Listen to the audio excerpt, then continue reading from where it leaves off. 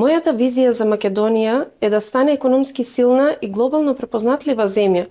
Би сакала да видам развој на креативните индустрии, уште поквалитетно образование, уште повеќе истражувања, со нормално силна меѓународна позиција за нашата земја, модерна инфраструктура која што го подобрува животот на граѓаните. Преку вистинска стратегија, Северна Македонија може да биде влијателна држава и горда на своите достигнувања, вели Михаела Ѓорчева, млад и успешен предприемач од Свети Николе.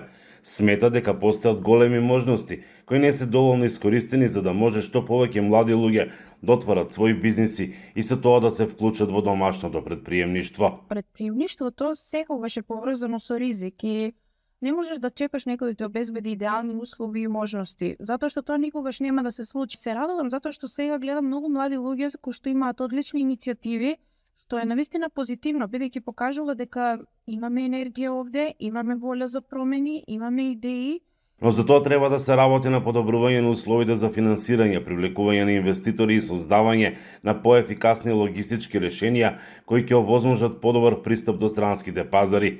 И ова е реално сериозна пречка за оние кои што сакаат да произведуваат локално, а да продаваат глобално. Го гледам овој проблем од лично искуство затоа што сега во моментов правам нов бренд за женски одела кој што ќе биде лансиран оваа година и сакам производството да биде тука во Македонија. Но кога станува збор за продажба во земји како што се САД или Арапските Емирати, испораката представува огромен предизвик. Трошоците за логистика се високи и процесите за извоз не се баш едноставни.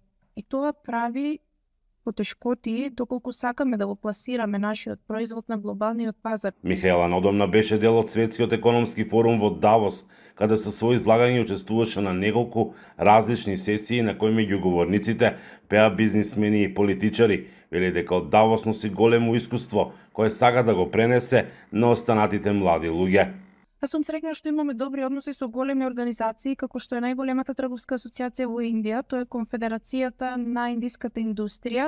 Таа има 9000 компании кои што се директни членки во Конфедерацијата, како и 300.000 индиректни членки, што е огромна платформа за можности и соработка. Јас имав чест да бидам говорник на нивниот панел каде што зборував за важноста на образованието за жените, особено за жените предприемачи. Зборував и на уште еден панел организиран од Women Inspiring Network на тема поврзана со инвестирање во бизниси кои што се основани од жени.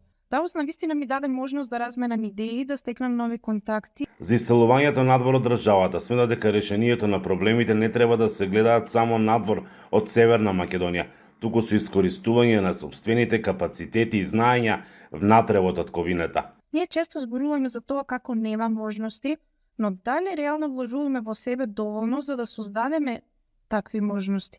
Наместо да се прашуваме каде да одам за да најдам подобар живот, може би треба да размислуваме во насока што треба да научам за да си создадам за себе подобар живот. Тоа не може некој да не го подари. Образованието реално не завршува со дипломата. Затоа вели дека е потребно приспособување на глобалните трендови преку развивање на нови вештини и технологии. Во денешната дигитална ера, особено со вештачката интелигенција во последните години, можеш да работиш било што и да го правиш тоа од било каде.